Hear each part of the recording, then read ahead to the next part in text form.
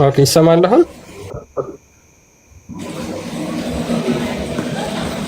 አዎ ኦኬ እሺ። የታቦት ማደሪያውን ጣዖት ማደሪያ ብለው እንግዲህ በቀልድ መልክ የተናገሩበት ነው። የተወሰነ ላሳያችሁና አንድ 10 ሰከንድ ከዛ እንመለሳለን ወደ ፕሮግራማችን። ባለፈው የሚንበርን ስቱዲዮ ማየት እፈልጋለሁ፣ የት አካባቢ ነው ቢሮአችሁ ሲሉኝ ታቦት ማደሪያ መሆኑን ነገርኳቸው። ወዲያው መዝገባቸውን አውጥተው ታቦት ማደሪያ የሚለውን እንዲህ ብለው ተረጎሙት። በይቱላት ወኡዛ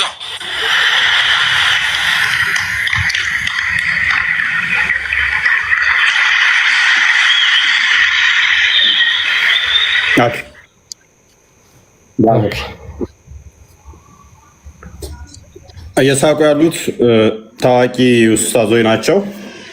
ቤተለት የኡዛ ቤት ነው ያለው። ታቦት ማደሪያ ማለት የዛ ማደሪያ የጣዖት ማደሪያ ማለት ነው። አላት መናትና ኡዛ በመካውያን የሚመለክ ጣዖት ማለት ነው። ታቦት ማደሪያ ማለት የኡዛ ማደሪያ ነው፣ የጣዖት ማደሪያ ነው። በጣም ያስቂ ነው አይደል? እንሳቅ። ወደ የተላለፈው በቴሌቪዥን ምንድነው? አስቂኝ ቀልድ ተብሎ ነው የተላለፈው። እስቲ አሁንም የገባቸው አይመስለኝም። ክርስቲያኑ ስለደነዘዘ የሚገባው አይመስለኝም። ወደ ቶፒኩ እንግባ። ወደ ቶፒካችን እንግባ። ይሰማል። እፎይ ትንሽ ላግ እያደረገብህ ነው። ይሰማል። አሁን ጥሩ ነው።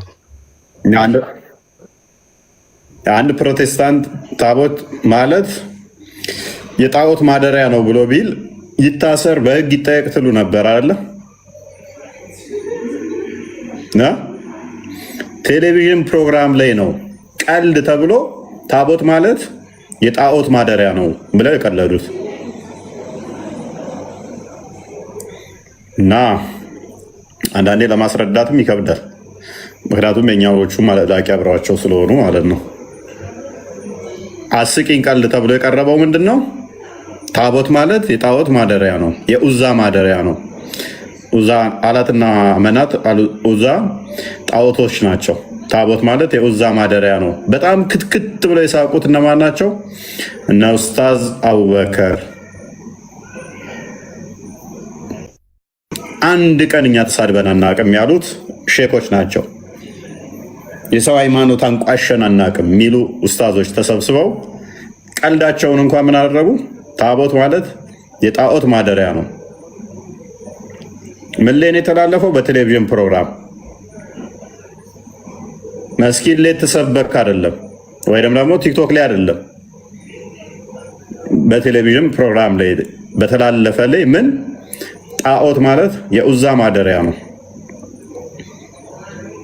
የጣዖት ማደሪያ ነው። እንዴት እንደሳቁ አይታችኋል። እንዴት እንደተደሰቱ እንደዛ ብሎ ሲቀልድ ነገ ያመጣና አንድ ከሲ ያላለፈ የማክሲመም ግሬዱ ሲሆነ ይገርማል። በስማም እያላችሁ ኦርቶዶክሳዊ ሚዲያ ያላቸው ይጋብዙና ያዳምጡታል። እንደዚህ መርዛቸውን ረጭተው ይሄዳሉ። አደባባይ ላይም ወጥተው ታቦት ማለት ጣዖት ማደሪያ ነው ብለው ቀልድ ነው ብለው ይስቃሉ። እንጨት የሚል ቀልድ ማለት ነው።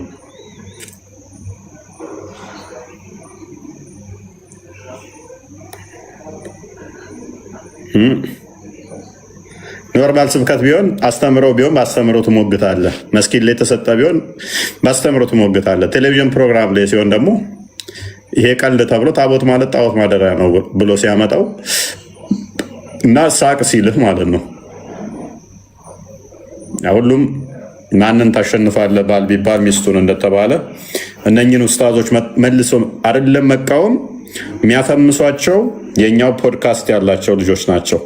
የሚደግፏቸው የኛው ፖድካስት ያላቸው ናቸው። እኛ እነኝን መረጃ አምጥተን ስናፈርስባቸው የተደራጀ ኃይል ስላላቸው አቅም ስላላቸው አይደለም የራሳቸውን ሰዎች በእኛ ሰዎች እንኳን እኛን ያስመቱናል። የስም ማጥፋት ዘመቻ አስከፍቱብናል ማለት ነው በመረጃ ስናፈርስባቸው እና በጣም አስቸጋሪ ነው። እንግዲህ ወደ ቶፒኩ እንግባ። በቃ ክርስቲያን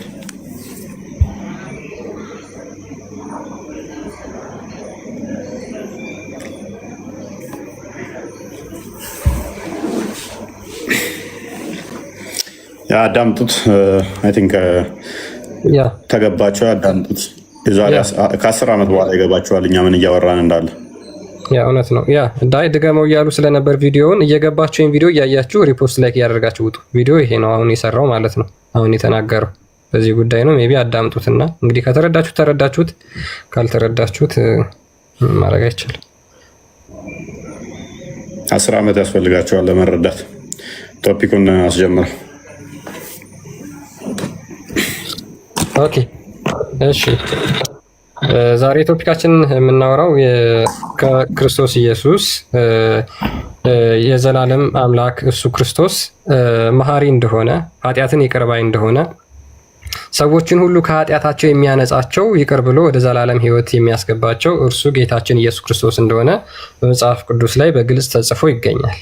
እርሱ ክርስቶስ በባህሪው አምላክ የሆነ ሰዎችን ደግሞ ኃጢአታቸውን ሊምር የሚችል ኃጢአታቸውን ይቅርታ ሊያደርግ የሚችል የዘላለም ሕይወት ሊሰጣቸው የሚችለው አምላክ ብቻ ነው፣ እንደ መጽሐፍ ቅዱስ ማለት ነው። ወደ ዘላለም መንግስቱ የሚያስገባን በይቅርታውና በቸርነቱ በደሙ ዋጋ ከፍሎልን ምህረትን አድርጎልን ወደ ዘላለም ሕይወት የሚያስገባን እሱ ጌታችን እንደሆነ መጽሐፍ ቅዱስ ግልጽ አድርጎ ይናገራል፣ ምንም በማያሻማ መልኩ ማለት ነውና የትኛውም ፍጡር ኃጢአት ይቅር ብሎ ወደ ዘላለም መንግስት ማስገባት አይችልም። የትኛውም ፍጡር ማለት ነው። ኃጢአትን ይቅር ማለት የሚችል ፈጣሪ ብቻ ነው፣ በባህሪው ኃጢአት የሌለበት ስለሆነ ማለት ነው። ሉክ በባህሪው ኃጢአት የሌለበት አምላክ ብቻ ነው ማለት ነው። ኃጢአት የማይሰራ በባህሪው ንጹህ የሆነ በባህሪው ቅዱስ የሆነ አምላክ ብቻ ነው። ይህ ቅዱስ የሆነው አምላክ ደግሞ ሰዎችን ኃጢአተኞችን ወደ ንስሐ ከተመለሱ እሱ በአዘዛቸው መንገድ ትእዛዛትን አክብረው ከተመላለሱ ኃጢአታቸውን ምሮ ኃጢአታቸውን ይቅር ብሎ ለዘላለም ርስቱ የሚያጫቸው እሱ ነው፣ የሚያስገባቸው እሱ ነው። ይህ ደግሞ ክርስቶስ ኢየሱስ እንደሆነ መጽሐፍ ቅዱስ ላይ በግልጽ ተቀምጦ ይገኛል። ክርስቶስ ኢየሱስ ኃጢአትን ይቅር እንደሚል መሐሪ እንደሆነ በተደጋጋሚ ኃጢአትን የሚምር እንደሆነ መጽሐፍ ቅዱስ ላይ ተጽፎ ይገኛል። ሙስሊሞች ምን የሚሉት ሎጂክ አላቸው? ቃል በቃል እስኪ ኢየሱስ እንደዚህ ያለበትን አምጣልኝ ብለው የሚናገሩበት ብዙ ጊዜ ሰምታችኋቸው ሊሆን ይችላል፣ ይደጋግሙታል። ቃል በቃል እንደዛ ብለው ይናገራሉ። መጽሐፍ ቅዱስ ደግሞ ቃል በቃል መጽሐፍ ቅዱስ ምን ይላል? ክርስቶስ ኢየሱስ መሐሪ እንደሆነ ይናገራል። እንደ ቁርአንም ሙስሊሞች ምን ብለው ያምናሉ? ኃጢአትን ይቅር የሚል መሐሪ የሆነ አላህ ብቻ ነው ብለው ስለሚያምኑ ማለት ነው። ከእሱ ጋር በተያያዘ እንሄድበታለን፣ እነሱ የሚያምኗቸው ምን እንደሆኑ ማለት ነው። ስለዚህ ሙስሊሞች ለምን ይህን አትቀበሉም? ለምን የክርስቶስ ኢየሱስን አዳኝነት፣ ቤዛነት፣ መሐሪነት ለምን አትቀበሉ? ምክንያቱም እናንተ እንደ መጽሐፍ ቅዱስን እያነበባችሁ ጥቅሶችን ለራሳችሁ በሚገባ ራሳችሁ እንደፈለጋችሁ እየተረዳችሁ የአጋንንታዊ ትምህርትን እያስገባችሁ ስለምትከተሉ ማለት ነው። ምክንያቱም መጽሐፍ ቅዱስ ይናገራል። ይሄንን አዳኝነቱን፣ ቤዛነቱን፣ ይቅርባይነቱን ለምን አትቀበሉም የሚለውን ዛሬ የምንነጋገርበት በዚህ ቶፒክ ነው። ሙስሊሞች መግባት ትችላላችሁ።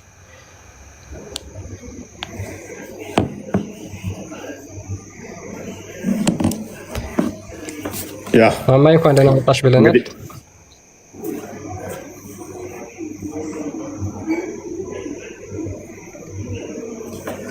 ሰላም ብያለሁ ማማዬ። ክርስቲያን እንዳለው ክርስቶስ መሐሪ ነው፣ ይቅር ባይ ነው። ሙስሊሞች በተመሳሳይ አላህ መሐሪ፣ አዛኝ፣ ይቅር ባይ እንደሆነ ይናገራሉ ደጋግሞ። ክርስቶስ የባህሪ ምህረት፣ ይቅር ባይ እንደሆነ ማሳየት እንችላለን። ሙስሊሞችስ የነሱስ አላህ መሐሪ፣ አዛኝ፣ ይቅር ባይ ነው ሲሉ በባህሪው መሐሪ በባህሪው ይቅር ባይ ነው ወይንስ በባህሪው መሐሪና ይቅር ባይ አይደለም የሚለውንም እናያለን።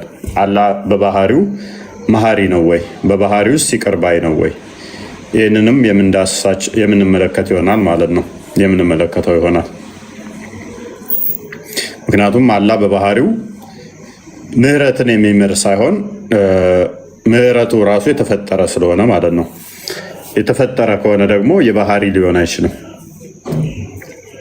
የባህሪ ሊሆን አይችልም ማለት ነው። የአላህ ምህረቱ ራሱ ፍጡር ስለሆነ እነኝንም በቃ ባይኑ ደፋ ጉያተ ላይቪ ከቶኑ ደፉ አላታይነ ዱጋ ረቢ ሲትሙ ፊ አላታይ ቶኑ ደፉ ኡፍቴና ቀብደቻ አንገር ቀኑ ላይ ነቀቡት ዲሜ ዋቀዮ ገለና ተው ገሩ ነባሴ ዋቀዮ አከሳቴ ዋይፋ ፈያደማ ቱሬ bakka si beeku sin jechuun guutumaan guutuu si beeku bakka jarree jechuu barbaadan arabni illee as jiru bakka yeroo ingilifaanatti asraddaatu guyyaa ta'e nama dhuuf ana manee minaa naan jette kun bakka dhugaa rabbi isinitti jinniidha kun akkamitti hordofta jinni akkamitti hordofuu dandeessin dee kun amantii kiyyaa kan hordofu kan na taasisu amantii kiyya jechaan hin ture. Angar kana na qabutti deemee jira guyyaa sanaa kaasee arabni sun bakka na qabee ciniinii na qabee qormaan illee baay'ee natti mudatee jira. Sawa kanaaf bakka jiraatas nan hordofaa mana keessa nan hordofaa nu jiraadhu dhugaa rabbi na boonsite asillee na hoomaan keessan jiran kan hin jiru hoomaan keessan jira biyya hoomaan hin jira namni si beeku hin jiru si wallaalee hin jiru dhugaa rabbi jechuun kun aramanidha tu argine naan jedhe hin gumna naan jedhe dhugaa amma beete maaree Quddus Gabreelin hin gumna namicha kanan gumna eessa iddoon ni jiru maallaqaanis haa ta'u na beeksisi nu beeksisaa ideessan eessuma jira dhugaa rabbi jechuun araba garuu akkas jechaa ture nuuf jiraadhu umurii nuuf dheeradhu sin jedha baay'ee si jaaladha ishii. Hayyee galatoomi jabaadhu sirriitti baradhu gaafii yoo gabaatte immoo jiraata hin jirta jiraata jirta nan dhagaamamni jira gaafii hin qabata naan sirriitti barsiisi mucaa kana adaraa silaanne barsiisiisin jedhe gaafii yoo qabaatee deebisiif sirriitti barsiisi ati sirriitti barachuu qabda abdii. Abdii kutaatini.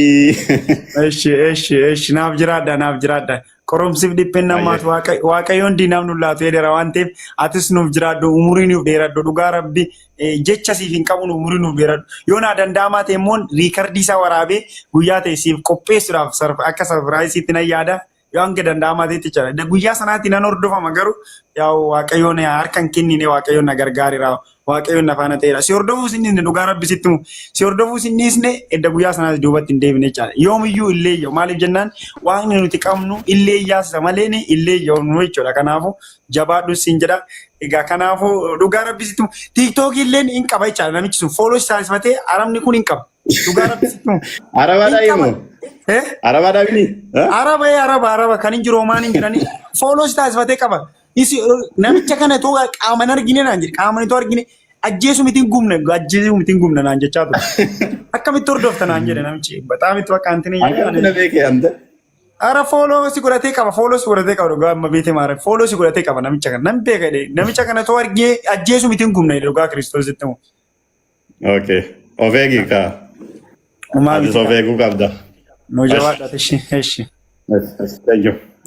በቀላሉ ያለው ምንድነው ውጭ ሀገር አረብ ሀገር ነው ያለሁት እና ትንሽ በፊት ይረብሹኝ ነበረ ክሬን እንድበጥስም ይሉኝ ነበረ እና ብዙ ቻሌንጅ ያደርጉኝ ነበረ አረቡ ራሱ በጣም ያስቸግረኝ ነበረ እና አንተን ያውቃሃል አረቡ እና ይሄንን ሰውዬ ብናገኘው አይደለም በእሳት አቃጥለንም አንረካ መግደል ብቻ አይደለም እናቃጥለው ነበረ ይሄ ሰይጣን ነው ምናምን እና ትከተለው ይለኝ ነበረ እና ፎሎም አድርጎ ያውቃሃል አረቡም ነው የሚለኝ በገንዘብም ሆነ በምንም የት ያለበትን ካገኛል እናቃጥለዋለን ይለኛሉ ለምን ነው የሚለው ኤኔስ በርታ ወደ ቶፒካችን እንመለስና ራም ጂኒ ነው የሚለው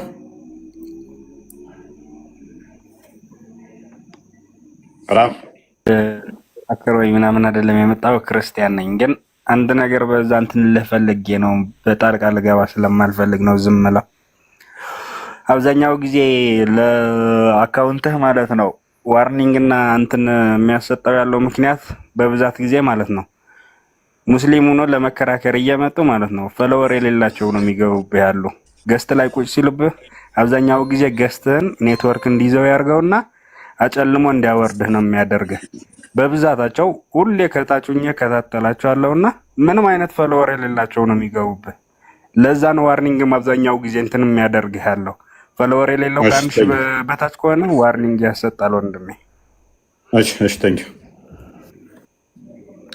ኦኬ ማማ ያለሽ ሰላም በይን ወደ ቶፒኩ ወደም ሳንገባ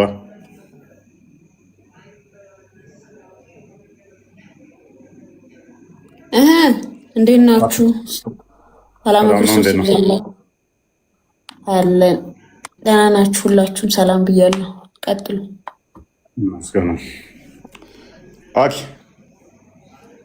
ዮሐንስ ፎይ እንዴት ዮሐንስ እንዴት ነህ? ደህና ናችሁ ወይ? ሁላችሁም ሰላም ክርስቶስ ሰላም ነው። አሜን አሜን። ቀጥሉ። ፈልገናል መሰለኝ ቁጥር ስጽፍ እያየው ነበር። ሰላም ብያችሁ ለመውረድ ብቻ ቀጥሉ። እሺ ራያ እንዴት ነህ?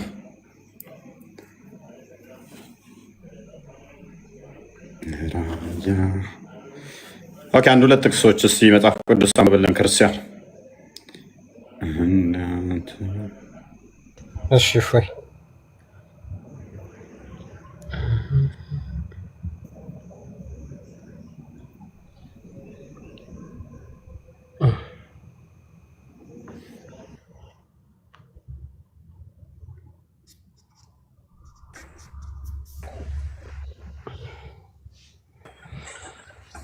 እሺ አንዴ ቅርታ። ኦኬ የይሁዳ መልእክት ምዕራፍ አንድ ምዕራፍ ነው ያለው። አክቹዋሊ ቁጥር 21 ላይ ምን ብሎ ይናገራል? ስለ ክርስቶስ ኢየሱስ ምሕረት እንደዚህ ብሎ ይናገራል። ወደ ዘላለም ሕይወት የሚወስደው ሉክ ወደ ምን የሚወስደው? ወደ ዘላለም ሕይወት የሚወስደውን የጌታችንን የኢየሱስ ክርስቶስን ምሕረት ስትጠባበቁ በእግዚአብሔር ፍቅር ራሳችሁን ጠብቁ እያለ ይሁዳ ይመክረናል። ወደ ምን? ወደ ዘላለማዊ ሕይወት የሚወስደው የአምላክ ምሕረት ብቻ ነው። የአምላክ ምሕረት ብቻ ነው ሊወስድ የሚችለው። በባህሪው መሐሪ የሆነ አካል ሲምርህ ነው ወደ ዘላለም ሕይወት የምንገባው ማለት ነው። ይህ መሐሪው ደግሞ ማን ነው? ኢየሱስ ክርስቶስ ነው። ኢየሱስ ክርስቶስ መሐሪ ነው። ምሕረቱም ደግሞ ዘላለማዊ ሕይወትን የሚያሰጥ ነው። ይሄ መጀመሪያው እንመለከታለን። ሚዩት ነህ እፎይ? ሚዩት ነህ? ሚዩት ነበር። የዘላለማዊ ሕይወት የሚያሰጠን ምሕረት የማን ነው ይለናል? የክርስቶስ ዘላለማዊ ሕይወት የሚገኝበት ምሕረት ነው። የሙስሊሞች ምሕረትን ከምንድን ነው የሚያገኙት? ለሙስሊሞች ምሕረት ከማን ነው የሚያገኙት? የሙስሊሞች ምሕረት እንዴት ነው? ምሕረቱ በራሱ አላህ ዘላለማዊ ሕይወትን የሚሰጥ ነው ወይ? ከፍጡር ምሕረት አይገኝም አይደለም? እንደዛ ከሆነ የአላህ ምሕረት ዘላለማዊ ነው ወይ? አሚር እንዴት ነህ? አሚር አጁ ክርስቲያን ነሽ ሙስሊም?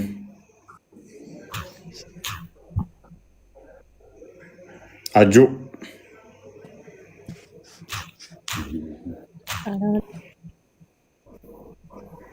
መግባትሽንም አታውቂው። አሚር አለ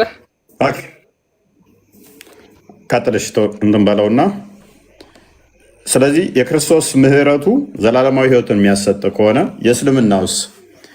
አንዴ ቁርአኑን ሐዲሱን አንዴ ክፈትልን። ሳሂህ ቡኻሪ 7404 ላይ የአላህ ምሕረቱ በራሱ ፍጡር ነው። ፍጡር ምሕረት ደግሞ ዘላለማዊነትን ይሰጣል ወይ? አላህ በባህሪው መሐሪ ይቅር ባይ አይደለም። በባህሪው የሚምር አይደለም። 7404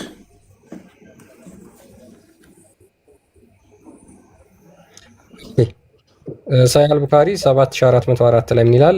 ናሬትድ አቡ ሁሬራ እንደተረከው the prophet said ነብዩ እንደዚህ አለ when Allah created the creation አላህ ፍጥረታትን በፈጠረ ጊዜ he wrote in his book and he wrote that about himself አላህ በመጽሐፉ ላይ ጻፈ ስለ ራሱም እንዲህ አለ and it is placed with him on the throne ጽፎ ምን ላይ ነው ያስቀመጠው? አርሹ ላይ ያስቀመጠ። ምን ብሎ verily my mercy overcome my anger ምን አለ? ምህረቴ ቁጣዬን ቀደመች ብሎ ተናገረ። መቼ? ፍጥረታትን በፈጠረበት እለት ማለት ነው። ይሄ ፍጥረታቱስ ይሄ ምህረቱስ ምንድን ነው ካል የተፈጠረ ምህረት ነው። አላህ ለራሱ የፈጠረው ምህረት ነው። ስለዚህ አላህ በባህሪው መሐሪ አይደለም ማለት ነው።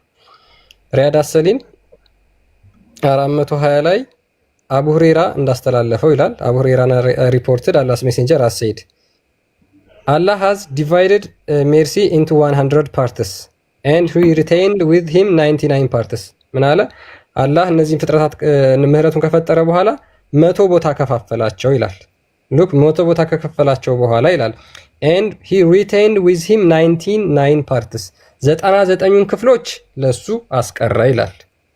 and sent down to one part to the earth one part አንዷን ደግሞ ወደ ምድር ላከ though this one part creatures deal with one another with compassionate ምንድነው ፍጡራን እርስ በራሳቸው ርህራሄን የሚያሳዩት ከዚህች አንዷ በላካት ምህረት ነው።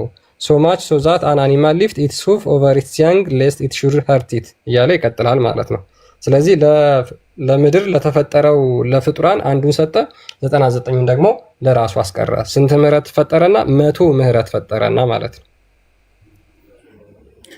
ስለዚህ ምህረትን ከመፍጠሩ በፊት አላህ መሐሪ አልነበረም ማለት ነው። ማለትም ፍጥረቱ አንዱ ምህረት ነው። ምህረትን ባይፈጥር ኖሮ በባህሪው መማር አይችልም ማለት ነው። ታዲያ አላህ መሐሪ አዛኝ ነው ተብሎ እንዴት ሊጠራ ይችላል? መሐሪ አዛኝ ተብሎ ለምን የሚጠራው?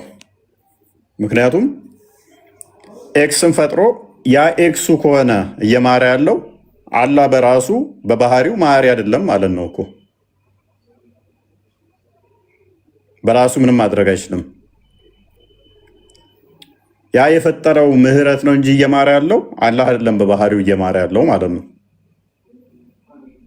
በባህሪው አላህ መሐሪ አይደለም። ፍጥረቱን ያንን ምህረትን ከመፍጠሩ በፊት አላህ መሐሪ አይደለም ማለት ነው።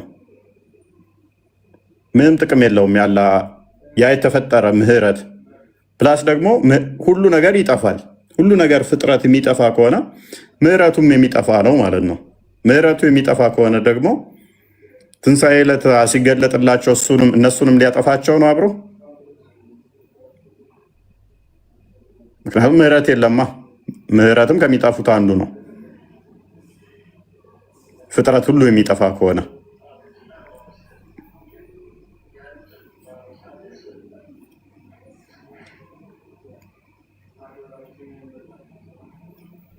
ዘጠና ዘጠኝ ምህረትስ ማስቀረቱ ጥቅሙ ምንድን ነው? ለእንስሳት፣ ለጉንዳን፣ ለጅኒ፣ ለሰዎች፣ ለሁሉ ነገር አንድ ምህረት ብቻ ሰጥቶ 99 ምህረቱን እሱ ጋር አስቀረው። ምን ይጠቅመዋል? እንደውም አሁን ነው እንጂ መስጠት ገሃነም እንዳይገቡ። አላህ መሐሪ አዛኝ ይቅር ባይ ቢሆን የእውነት ምህረቱ የሚያስፈልገው አሁን ነበር መስጠት የነበረበት። አሁን ከከለከላቸው ገሃነም እንዲገቡ ነው። ምህረትን አሁን ነፈጋቸው። ውሽዝ ፍጡር ነው። 99 ምህረት ራሱ ጋር አስቀረ። አንዷን ምህረት ብቻ ነው የሰጠው። አንድ ምህረት ብቻ ማለት ነው። 99ን ግን ለራሱ አስቀረ፣ ራሱ ጋር አስቀረ። ኦኬ የነ ያለ እነኛ ምህረቶች የነ ያሉት በመጽሐፉ ላይ ጻፈ፣ አርሹ ላይ ያደረገው። ኦኬ አርሹ የነ ያለው ከሰባተኛ ሰማይ በላይ። ስለዚህ እነኛ የተጻፉትም ከአርሽ በላይ ነው፣ ፍጡር አይደሉም ማለት ነው። እንደዛ ደግሞ ወይንም ከሆነ ምህረት የሚባል ከአላህ የተለየ ነገር አለ ማለት ነው። ወይንስ ደግሞ ፍጥረታትን ዲል የሚያደርጉበት ፍጥረታት ቢፋቀሩበት የአላህ ባህሪ ያልሆነ ፍጡር የሆነ ነገር አለ ማለት ነው። እንደዛ ከሆነ ደግሞ አላህ ምንም መሐሪ አዛኝ ተብሎ ሊጠራ አይገባውማ። ፍጥረታቶቹ ናቸው በዛው በተፈጠረ ነገር እየተስማሙ አብረው ህብረት እያደረጉ ያሉት እንጂ በእንትኑ አይደለም፣ በአላህ ባህሪ አይደለም። የአላህ ባህሪ ጋር አይገናኝም እና የአላህ ባህሪ ስላልሆነ ማለት ነው። ምክንያቱም በባህሪው መሐሪ ቢሆን ኖሮ ምህረትን መፍጠር ስለማይጠበቅበት ምን ይሰራል? ምህረትን መፍጠሩ ለምን አስፈለገው? አስፈላጊም አይደለም።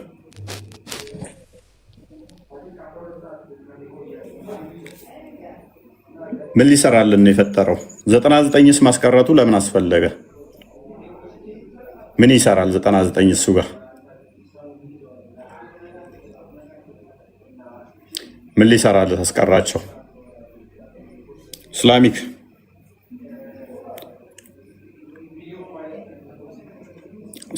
ይሰማል? እንኳን ደህና መጣህ። ደህና ቆያችሁ። መልካም። አላህ መሐሪ ነው ብለህ ታምናለህ? አዎ። ኦኬ። ስለዚህ አሁን ሰዎች ፍቅር እንዲሆኑ ሰላም እንዲሆኑ እንደዚህ የአላህ ምህረት ነው እንደዛ እያደረገ ያለው? አዎ። ኦኬ። የአላህ መሐሪ የተባለው ባህሪው ነው ወይንስ ፍጡር ነው? ማለት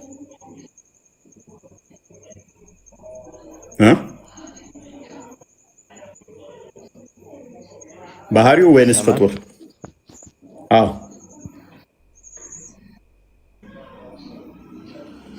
ክርስቲያን ቀጥላ እንዴ? ኦኬ። ያ አላህ በባህሪው መሐሪ አይደለም እያልን ነው። አላህ በባህሪው መሐሪ አይደለም።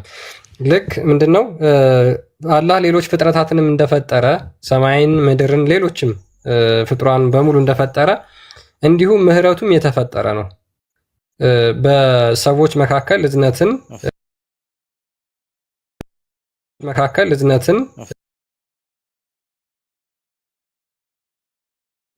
እዝነትን ያደረገው በተፈጠረ ምህረቱ ነው። አላህ በባህሪው መሐሪ ካልሆነ ቅድም እፎይ እንደተናገረው የተፈጠሩ ነገሮች በሙሉ ደግሞ በእስልምና ይጠፋሉ ተብለው ይታሰባሉ፣ ይታመናል። የአላህ ፊት ሲቀር ሁሉም ጠፊ ነው ብለው ያምናሉ ሙስሊሞች። ስለዚህ የተፈጠሩ ነገሮች እያንዳንዳቸው የሚጠፉ ከሆነ ይህ ምህረቱም የተፈጠረ ከሆነ ምህረቱም ይጠፋል ማለት ነው። ሙስሊሞች በምን ምህረቱ ነው በቂያማ ቀን ለምሳሌ አላህ ገነት የሚያስገባችሁ? ኔትወርክ እያስቸገረኝ ስለሆነ ነው። ኦኬ። አላህ ሰዎችን የሚምረው በተፈጠረ ባህሪ ነው ወይስ አይደለም? ኢስላሚክ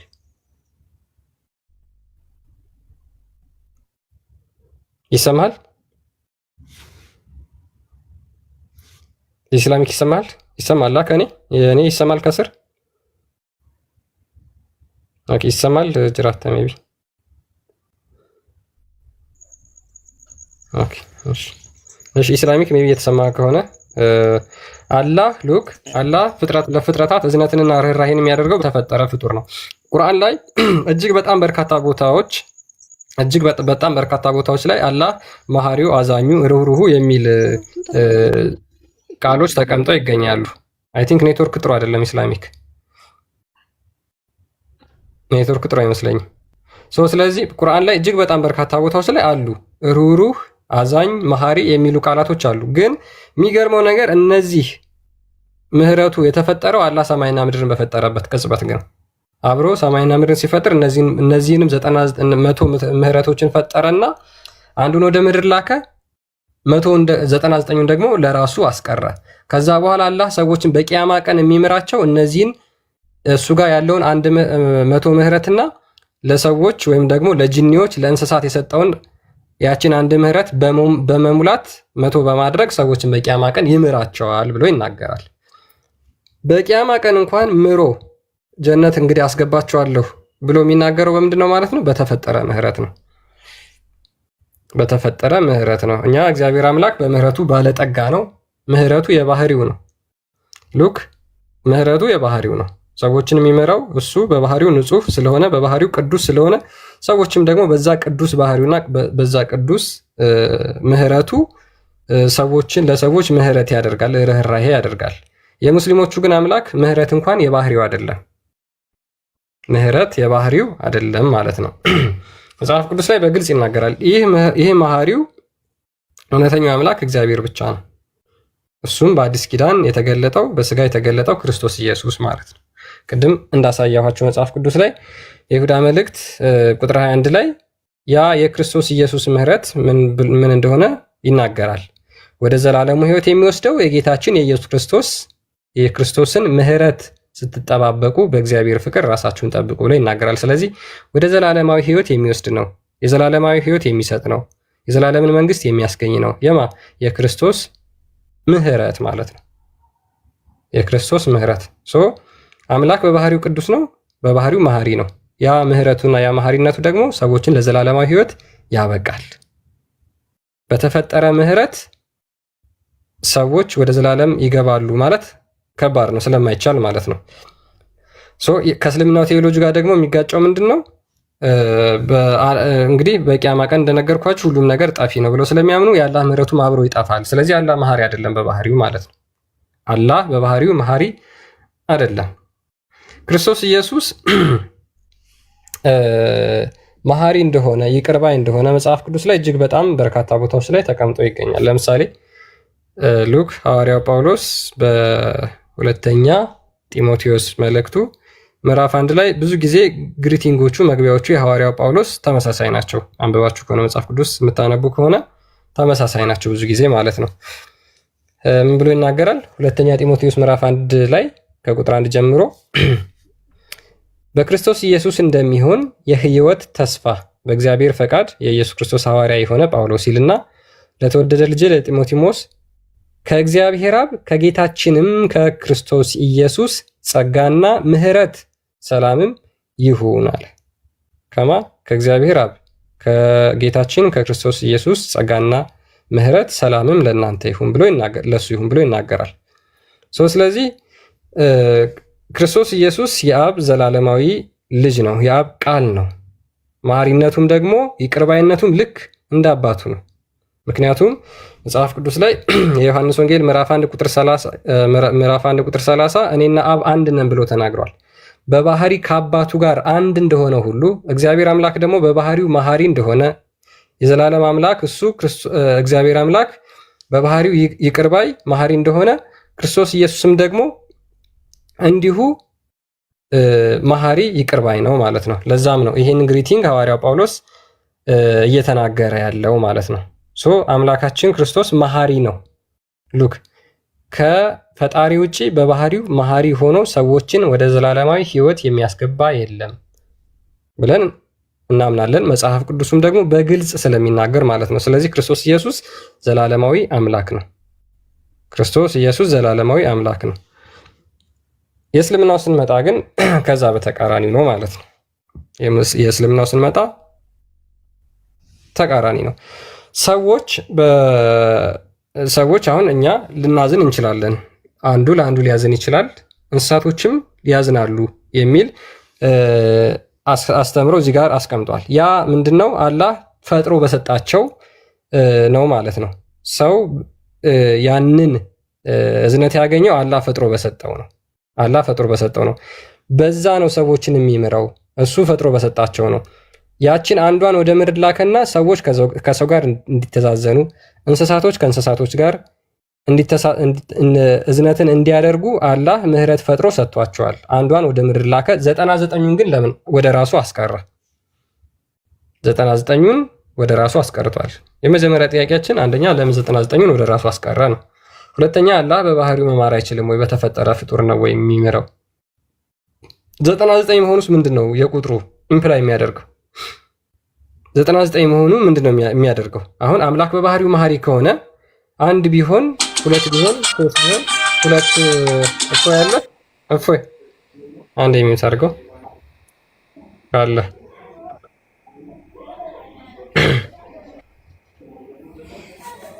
ኦኬ ስለዚህ የቁጥሩ ኢምፕሊኬሽንስ ምንድነው? 99 መሆኑ 10 ቢሆንስ 11 ቢሆንስ 12 ቢሆንስ ምንድነው የሚያመለክተው? አይሆንማ። አንተ ካላህ እኮ ታላህ በላይ ታውቃለህ። 99 ነው ተባልክ አትጠይቅ። በቃ የአላህም ስም 99 ስም ነው። ለእያንዳንዱ ስሙ አንዳንድ ምህረት ያስፈልገዋል። ያለበለዚያ በጣም ተናዳጅ ስለሆነ ጥሩ አይደለም። የግዴታ ምህረት ያስፈልገዋል። ስሙ ራሱን ቢያጠፋ አስተናዶ ታውቃለህ። ተናዳጅ ነው አላህ።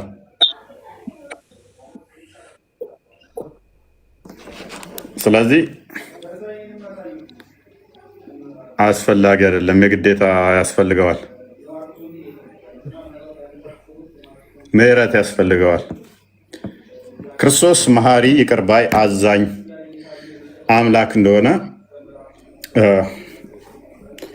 መጽሐፍ ቅዱስ ደጋግሞ ይናገራል። በተለይም ቅዱስ ጳውሎስ በመግቢያው ላይ ደጋግሞ ነው የሚናገረው። ይህንን ሰላምታም ሲያቀርብ የጌታችን ኢየሱስ ክርስቶስ ምሕረትና ጸጋ ከእናንተ ጋር ይሁን እንዲህ እያለ ነው የሚያቀርበው።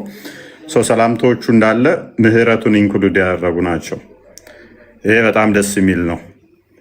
እስልምናው ጋስ ከምንም በላይ ግን እኛ እግዚአብሔር ምሕረቱን ካሳየበት ይቅርታውን ካሳየበት አንዱ በስጋ ተገልጦ እስከ ሞት ድረስ ቤዛነትም ማሳየቱ ነው። ከዛ በላይ ፍቅር ከዛ በላይ ስጦታ የለምና ዮሐንስ ወንጌል ምዕራፍ 3 ቁጥር 16 እንክፈትላቸው። በጣም ደስ የሚል እንትን ስለሆነ ማለት ነው። እስከ ሞት ድረስ የወደደን አምላክ ነው። በስጋ የተገለጠ ነው። የተዳሰሰ የነካ ነው፣ ያየ ነው። በእርሱም የሚያምን ሁሉ በእርሱ ካመናችሁ የዘላለም ሕይወት እንዲኖረው እንጂ እንዳይጠፋ እግዚአብሔር አንድያ ልጁን እስኪሰጥ ድረስ ዓለሙን እንዲወዷልና። ምሕረቱ የሆነ ነገር ላይ የተጣበቀ አይደለም። አያችሁ፣ እንዲሁ ነው የወደደን። ጠላቶች ሳለን ማለት ነው። ገና ጠላቶች ሳሉ ገና እንዲሁ ዓለሙን ወዷል።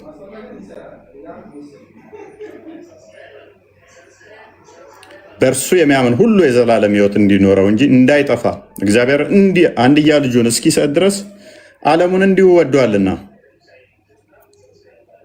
ይሄ ነው ፍቅር። አላህ እንዲህ መውደድ ይችላል ወይ? አላህ እንደዚህ መውደድ ይችላል ወይ? ፍቅሩን እንዲህ መግለጽ ይችላል ወይ? ምክንያቱም ፍቅር መሐሪ ነው ትላላችሁ፣ አራማን አራሂም ትላላችኋል። ሰው ከስሞቹ አንዱ ከሆነ ምህረት የሚያደርግ መሐሪ ይቅር ባይ ከሆነ እውነት እንደዛ ምህረቱን የቱ ጋር ነው ያሳየው? የባህሪውን ምህረት የቱ ጋር ነው ያሳየው? ነገር ግን እግዚአብሔር በምህረቱ ባለጸጋ ስለሆነ በምህረቱ ባለጸጋ ስለሆነ ከወደደን ከትልቅ ፍቅሩ የተነሳ በበደላችን ሙታን እንኳ በሆንን ጊዜ ከክርስቶስ ጋር ሕይወት ሰጠን፣ በጸጋ ድናችኋልና። ይህንም ምህረት አላህ መስጠት ይችላል ወይ? አላህ ይሰጣል ወይ? ሙት በነበርንበት ሰዓት የአብ ቃል እግዚአብሔር ቃል እርሱ ወልድ በስጋ ተገልጦ የባሪያውን መልክ ይዞ እንደኛ ተመላልሶ እንደኛ ተፈትኖ እንደኛ መከራን ተቀብሎ ወጥቶ ወርዶ ፍቅሩን እስከ ሞት ድረስ ከገለጠልን አላህስ መሐሪ አዛኝ ይቅር ባይ ነው የምትሉት ምን አድርጎ ነው? የቱ ጋር ምሮ ነው? የቱ ጋር ይቅር ብሎ ነው? ማለትም ምሕረቱ በራሱ የሆነ 100 ምሕረት ፈጠረና አንዷን እንኳ ወደዛ አለና 99ን ለራሱ ዞ አስቀረው። የኮ ስግብግብነቱን ነው የሚያሳየው። እንደው አንድ ሰጠና ለሰይጣን፣ ለጅኒዎች፣ ለሰዎች፣ ለፍጥረታት በሙሉ ለእንስሳቶች፣ ለጉንዳኖች በዛች በአንዷ ምሕረት ትበቃችኋለች 99 የኔ ነው ብሎ አስቀረ። ከዛ መሐሪ አዛኝ ነው ይቅር ባይ ነው።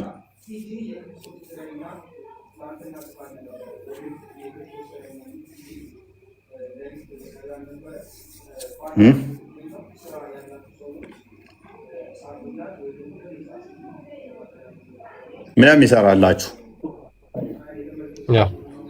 በዛ ላይ ምንድነው ምህረቱ ደግሞ ፍጹም አለመሆኑን በምን ትረዳለህ? ቁጥር ማተር ያደርገዋል። በቁጥር የተገለጸ ምህረት ነው ያለው አምላክ ጋር። በቁጥር የተገለጸ ምህረት፣ በቁጥር የተገለጸ ርህራሄ አንደኛ ፍጹም አይደለም፣ ፍጹም ምህረት አይደለም። የተፈጠረ ምህረት ከመሆኑ ባሻገር በቁጥር የሚገለጽ ነው። 1 2 3 እያላችሁ እስከ 99 መቁጠር ትችላላችሁ። ከዛ አንዷን ደግሞ ቆጥቦ ለሰው ወረወረ ማለት ነው። ለአጋንንቶች፣ ለእንስሳቶች ምናምን ሰጠ። እዚህ ጋር ግን እግዚአብሔር አምላክ በባህሪው መሐሪ መሆኑን ለማሳየት ሐዋርያው ጳውሎስ ምን ይላል? ነገር ግን እግዚአብሔር በምህረቱ ባለጠጋ ስለሆነ አለ። ባለጠጋነትን የአምላክን ባለጠጋነት በቁጥር አትገልጸውም። ባለጠጋነትን የአምላክን ባለጠጋ ስለዚህ የአላህ ፍጹም ምህረት አይደለም፣ ቁጥር ማተር ያደርገዋል። ቁጥር እንኳን የተፈጠረ ነው። ሉክ ቁጥር ፍጡር ነው። 1 2 3 ተብሎ የሚቆጠረው ከተፈጠረ በኋላ ነው አይደለ? ስለዚህ የአላህን ምህረት ዲስክራይብ የሚያደርገው የተፈጠረ ቁጥር ነው። 1 ምህረቱ ፍጹም አይደለም። 2 ከዛች ከፈጠራቸው ቆጥቦ ለሰው የሚሰጥ ለሌሎች ፍጥረታት የሚሰጥ ነው ማለት ነው። ቆንጥራችሁ ለሰው የምትሰጡት። ለምሳሌ ባንካችሁ ውስጥ 100 ብር ቢኖራችሁ ቆይ 99ን ላስቀምጥና ለራሴ አንዱን ብር ለሆነ ሰው ልስጥ ልርዳበት ብላችሁ ትሰጣላችሁ ማለት ነው። ስለዚህ አላህም ልክ ያንን ያደረገው ማለት ነው። ይሄ ደግሞ ፍጹም አይደለም። አምላክ በባህሪው ፍጹም ከሆነ ያ በባህሪው መሐሪነቱ ፍጹም ከሆነ በቁጥር የሚገለጽ አይደለም ማለት ነው። ሙስሊሞች ይሄን እንድታዩታላችሁ። ያ ምክንያቱም አንጻራዊ ነው ቁጥር።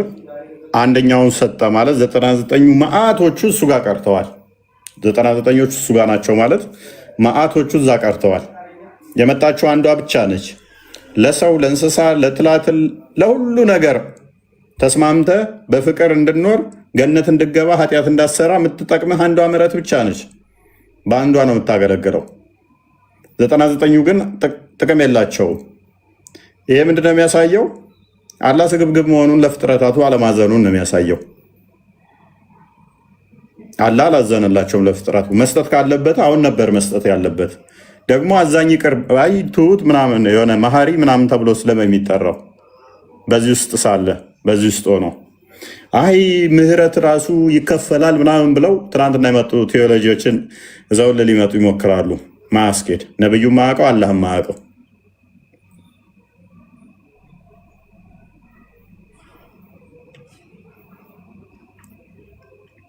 የባህሪው ምህረት ለምን አልሰጠም አለ? የባህሪውን ይቅርታውን ለምን አልሰጠም አለ? በባህሪ ካለው ሰዎች እንዲዋደዱ እንስሳቶችም እንዲፋቀሩ እንዲዋደዱ ለምን አላደረገም? ለምን እንደዛ ማድረግ ተሳነዋል? ዮሐንስ በሁለተኛ መልእክቱ ምዕራፍ 3 ቁጥር 3 ነው እንዲያውጣው ምናል የእኛ አምላክ እንደወደደ የምታውቁት ፍቅሩን እስከ ሞት ድረስ ነው የገለጠልን። እስከ ሞት ድረስ አላህ መሐሪ ነው በጣም አዛኝ ነው ቢሉም እነሱን ሊገለጽላቸው ፈቃደኛም አይደለም ደስተኛም አይደለም። ለተራራ ግን ተገልጧል። ፊቱን ለተራራ አሳይቷል። ተራራው ተሰባበረ ቢሉም አሁን የኃይል ጉዳይ ይሆናል። ኦኬ ተራራው ተሰባበረ። አሁን ጠንካራ አርማታዎች ምናምን ቢሆን ተራራ ይልቅ ጠንከር ያለ ነው። ተራራ መስበር አይችልም ማለት ነው ያለ ፊት ኃይሉ። ኦኬ ብረት ቢሆን ደግሞ ይሰባብረዋል። ያላ ባህሪው እንትኑ ራሱ ኃይሉ ራሱ ግዑዝ አካል ላይ የመስበርና ለመስበር ላይ የተወሰነ ማለት ነው። እንደ ፍጡር ሲገለጥ ተሰባበረ። ኦኬ ጥንካሬውን በዛ ነው የሚለካው። እንደዛ ከሆነ ደግሞ በየቀኑ ወደ ቅርቢቱ ሰማይ ይመጣል። ያኔ ስለምን ሳይሰባበር ቅርቢቱ ሰማይ ለምን ሳትጠፋ? ምክንያቱም ከአርሽ እስከ ቅርቢቱ ሰማይ ያሉት መጥፋት አለባቸውና መውደም አለባቸውና ከእግዚአብሔር አብና እንደዚህ ይላል መጽሐፍ ቅዱሳችን ዮሐንስ በመልእክቱ ምዕራፍ 2 ቁጥር 3 ላይ በሁለተኛ መልእክቱ ምዕራፍ 3 ቁጥር 3 ላይ ከእግዚአብሔር አብና ከአብ ልጅ በደንብ አስተውሉ። ከእግዚአብሔር አብና ከአብ ልጅ ከኢየሱስ ክርስቶስ ጸጋና ምሕረት ሰላምም በእውነት በፍቅር ከኛ ጋር ይሆናሉ ይላል። ምን ሰላም ጸጋ ምሕረትና ሰላም። ዮሐንስ ወንጌል ምዕራፍ 1 ቁጥር 17 ላይ ሕግ በሙሴ ጸጋ በክርስቶስ ይላል። ጸጋን የሰጠን ክርስቶስ ስለሆነ ጸጋን የሚሰጠው ለሰዎች ጸጋን የሚሰጠው እግዚአብሔር ነው። ይህንን ጸጋ የሰጠው ደግሞ ኢየሱስ ነው። ምሕረት አንድ ምሕረትን የሚምር የሚሰጥ ማን ነው? እግዚአብሔር ነው። ሰላም የሚሰጠው ማን ነው? እግዚአብሔር ነው። ምናለን? ከአብና ከእግዚአብሔር አብና ከአብ ልጅ ከኢየሱስ ክርስቶስ ጸጋና ምሕረት ሰላምን በእውነት በፍቅር ከኛ ጋር ይሆናሉ አለ። ሰላሜን እሰጣችኋለሁ፣ እኔ የምሰጣችሁ ሰላም ዓለም እንደሚሰጣችሁ አይደለም እንዳለው ማለት ነው። ዮሐንስ ወንጌል ምዕራፍ 14 ቁጥር 27 ላይ ሰላም የሚሰጥ ተብሎ በእስልምናው የሚታመነው አላህ ነው። ሰላም በመሐመድ ላይ ይሁን ሲሉ ሰላም በአላህ ላይ ይሁን አይሉም። ሰላም በአላህ ላይ ይሁን አይሉም። በፊት ይሉ ነበረ፣ መሐመድ አስቁሟቸዋል። ሰላምን የሚሰጥ ነው አላህ እንጂ ሰላም ይሁን በአንተ ላይ አይባልም ብሎ ሰሃባዎቹን ከልክሏቸዋል። ክርስቶስ ደግሞ ሰላም ከፍጡራን የሚቀበል ሳይሆን ሰላም የሚሰጥ እንደሆነ ደጋግሞ እሱ ሰላም እንደሚሰጥ ተናግሯል።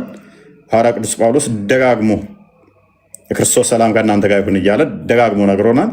ዮሐንስም ደግሞ እዚጋ በመልእክቱ ከአብና ከወልድ ከልጁ ሰላም ለእኛ እንዲሆን ነግሮናል።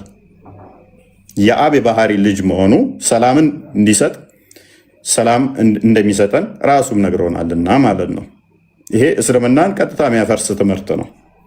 እስልምናን የሚያፈርስ ትምህርት ነው። እንግዲህ ሙሐመድ ከመነሳቱ ከ600 ዓመት በፊት የነበረ መጽሐፍ ነው። እንግዲህ ማሰብ ነው። ሰላም የሚሰጠው አላህ ነው ብሎ ቢያምንም ኢየሱስ ይሰጣል ነው። አላህ ልጅ የለውም ቢልም አብ ልጅ አለው፣ ልጁም ኢየሱስ ነው። ቀጥታ እስልምናን የሚያፈርስ አስተምሮ ነው። ጸጋን የሚሰጥ ማን ነው? ክርስቶስ ነው። ምህረትን የሚሰጥ ማን ነው? ኢየሱስ ክርስቶስ ነው። ኡመቴው እንኳን ደህና መጣ። ሰላም ደህና አላህ አልሐምዱሊላህ። ይሰማል ይሰማል። ይህን ክፍል አንብበው እስኪ።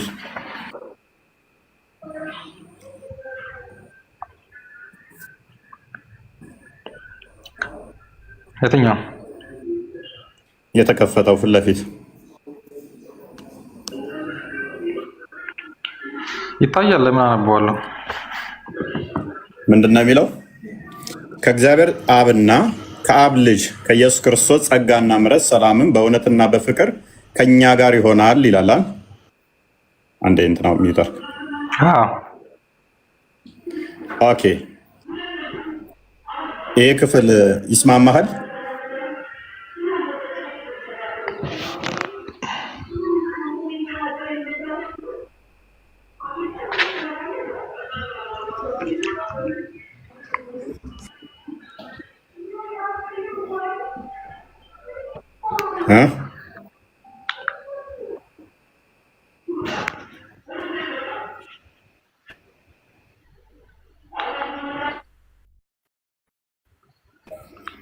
ይሄን ክፍል ታምንበታለህ? መጀመሪያ ያቀረብከው ቶፒክ ላይ ብናወራ አይሻልም?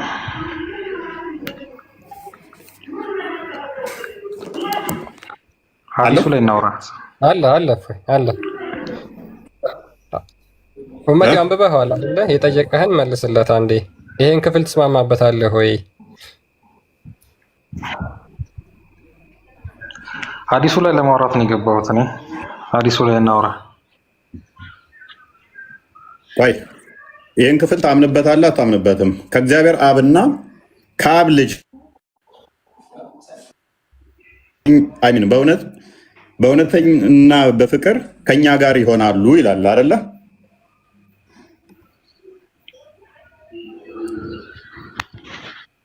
ማቴው ይላል አልኩህ እኮ ይላል። የተጻፈው እንደዛ ይላል ማቴው።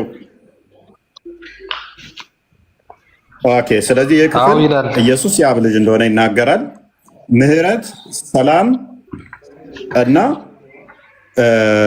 ፍቅር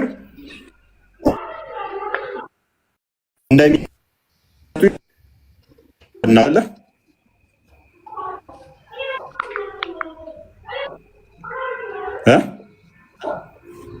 ማቴዎ ይሰማሃል? ቀጥል እስኪ። ኔትወርክ ነው መሰለኝ ይቆራርጣል እንደ ክርስቲያን። ትንሽ ቆይ፣ የሁለታችን ያስቸገረ ነው። የእሱም በጣም ቀይ እያበራበት ነው መሰለኝ። ይሰማል? አዎ ማቴዎ፣ እስኪ ትንሽ እፎይ እኔ ልበልበትና ሜይ ቢ የተሰማ ከሆነ ይሄን ክፍል አሁን አንተ ትቀበለዋለህ? ኡመቴው በጣም ቀለል ያለ ጥያቄ ነው እንግዲህ ማለት እዚህ ጋር የተቀመጠውን ነገር ሙሉ መጽሐፍ ቅዱስ ስለማልቀበል አልቀበለውም። ኦኬ፣ ስለዚህ ምህረትን የሚሰጥ አምላክ ብቻ ነው ብለህ ታምናለህ አይደል? አዎ። ከአምላክ ሌላ የትኛውም ፍጡር ምህረትን ሊሰጥ አይችልም፣ ጸጋን ሊሰጥ አይችልም፣ ሰላምን ሊሰጥ አይችልም አይደል? ከአምላክ ነው። በጣም ጥሩ። ስለዚህ ይሄ ክርስቶስ ኢየሱስ በዚህ ጥቅስ አማካኝነት ጸጋን፣ ምህረትን፣ ሰላምን እርሱ እንደሚሰጥ ይናገራል። ስለዚህ በዚህ ጥቅስ መሰረት ኢየሱስ ክርስቶስ የዘላለም አምላክ ነው ማለት ነው። አይደለም። ኦኬ፣ ጥቅሱ ላይ ነው ያልኩህ። እንዴት ነው ያልሆነው? ምን አልከኝ? ካልሆነ ለምን ታዲያ አትቀበለውም? ቆይ ካልሆነ ለምን አትቀበለውም? ማልቀበለው መጽሐፍ ላይ የተጻፈ ጥቅስ ትቀበላለህ ማለት ምንድን ነው? አይ ስህተት ነው። እንደዚህ ነገር የለም። ቆይ ኡመቴው፣ ይሄ ጥቅሱ የኢየሱስን አምላክነት ማያሳይ ከሆነ ምህረትም ሰላምም ጸጋንም እንደሚሰጥ ማያሳይ ከሆነ ብትቀበለው ምን ይጎዳሃል? ልክ አይደለም። ጽሁፉ ራሱ ልክ አይደለም። የሌለ ጽሁፍ ነው። እንደዛ የሚል አስተምሮ የለም። ተግባብተናል። ይሄ ጥቅስ ግን እንደ መጽሐፍ ቅዱሱ ክርስቶስ ጸጋ ይሰጣል አይልም፣ ይሆናሉ ነው የሚለው። ከኛ ጋር